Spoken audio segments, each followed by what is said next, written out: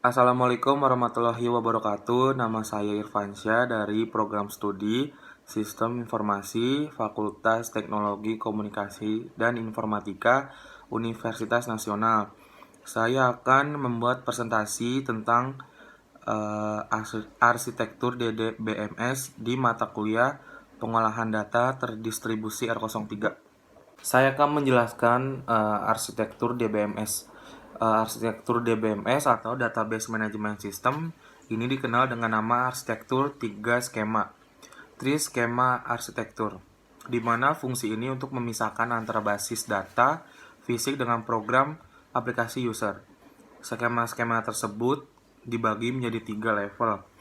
Yang pertama ada level internal, merupakan skema internal yang memuat deskripsi struktur penyimpanan basis data dan menggunakan model data fisikal serta mendefinisikan secara detail penyimpanan data dalam basis data serta jalur pengaksesan data. Yang kedua ada level konseptual, adalah skema yang memuat deskripsi struktur basis data secara keseluruhan untuk semua pemakai. Skema ini hanya memuat deskripsi tentang entitas, atribut, hubungan, dan batasan tanpa memuat deskripsi data secara detail. Dan yang ketiga, level eksternal, merupakan skema eksternal atau user view yang mendefinisikan pandangan data terhadap sekelompok user atau local view dengan membunyikan data lain yang tidak diperlukan oleh kelompok user tersebut.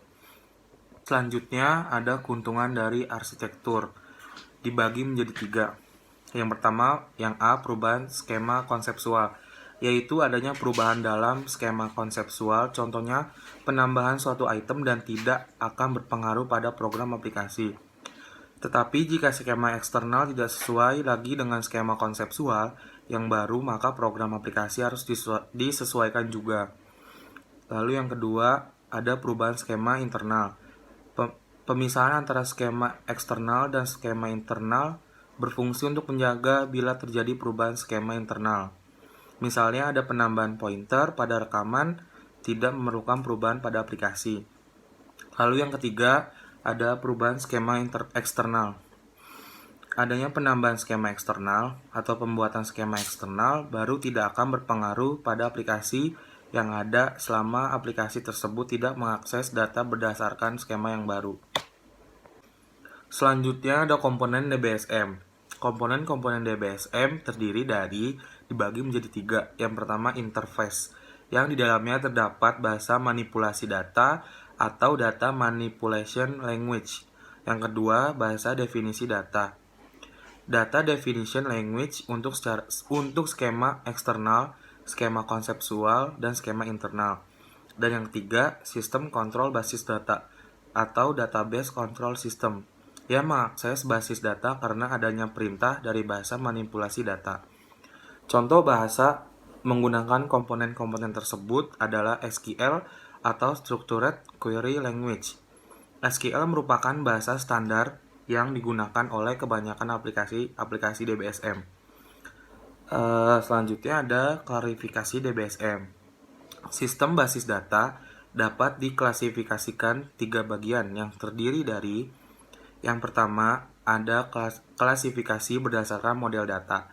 Klasifikasi ini terdiri dari model data hierarki, model data jaringan, dan model data relasional.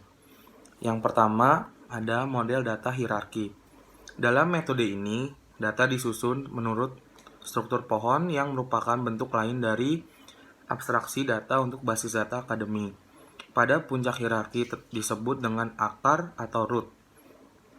Tiap entitas tingkat atas atau parent mempunyai satu atau lebih subentitas atau children, sehingga setiap entitas hanya boleh mempunyai satu induk, atau one to many, atau satu-satu, atau one to one.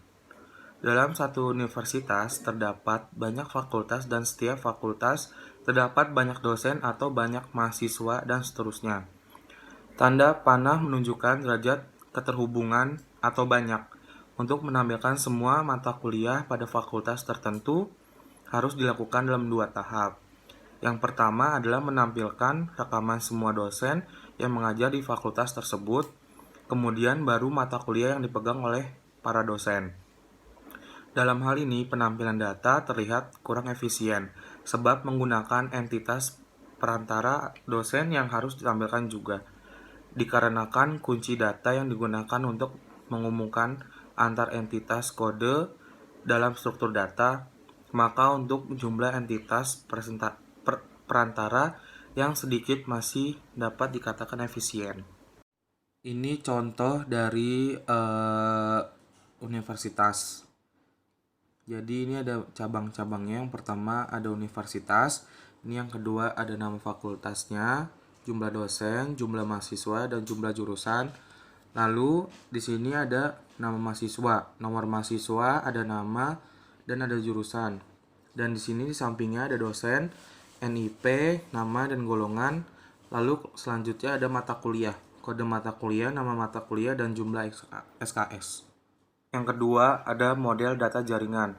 Dalam model ini, setiap entitas dapat mempunyai banyak induk dan banyak anak.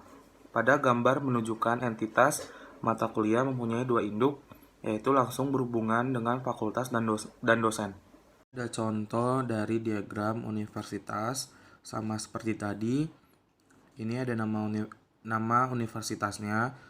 Yang kedua ada nama fakultas, jumlah dosen, jumlah mahasiswa, dan jumlah jurusan.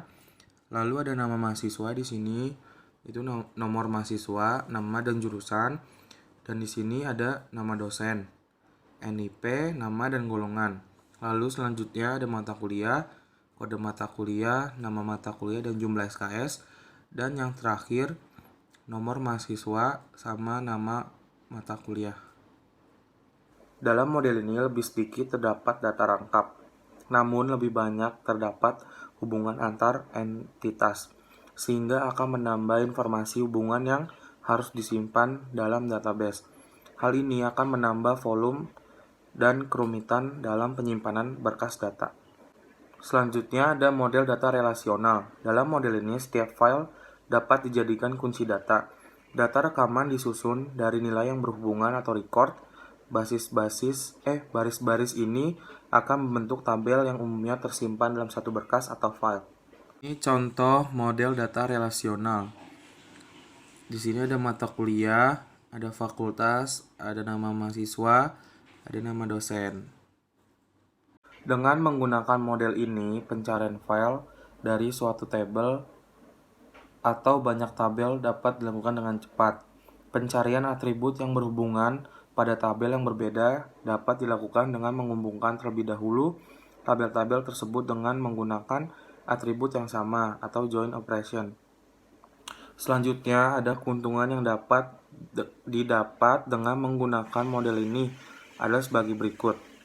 Yang pertama, ada model ini lebih luas karena nilai data dan tabel tidak ada pembatas dalam berbagai proses pencarian data. Selanjutnya ada model ini mempunyai latar belakang teori matematika. Selanjutnya pengorganisasian model relasional sangat sederhana. Lalu selanjutnya ada basis data yang sama biasanya dapat disajikan dengan lebih sedikit. Selanjutnya ada lebih sulit dalam implementasinya, terutama untuk data dengan jumlah yang besar dan tingkat kompleksitasnya tinggi. Dan yang terakhir ada proses pencarian informasi lebih lambat. Lalu selanjutnya yang B, klasifikasi berdasarkan lokasi penyimpanan data, yaitu DBMS terpusat dan DBMS terdistribusi. Dalam DBMS terpusat, basis data disimpan dalam suatu komputer media penyimpanan sehingga pengguna sistem mengakses data dari pusat. Dan yang C, klasifikasi berdasarkan tujuan DBMS digunakan, yaitu untuk tujuan umum atau general purpose dan tujuan khusus atau special purpose. Untuk tujuan umum dapat digunakan untuk berbagai tujuan dengan memperlakukan data sama menurut penggunaannya. Contoh aplikasi adalah DBase, Oracle, Folkbase, dan sebagainya. DBMS tujuan khusus dirancang dan digunakan untuk keperluan tertentu. Sebagai contoh, pengolahan data karyawan pada perusahaan asuransi. Dan yang terakhir ada pengembangan database. Database diproses oleh DBMS untuk digunakan oleh pengembang maupun pengguna yang mengakses DBMS secara langsung atau tidak langsung melalui program-program aplikasi.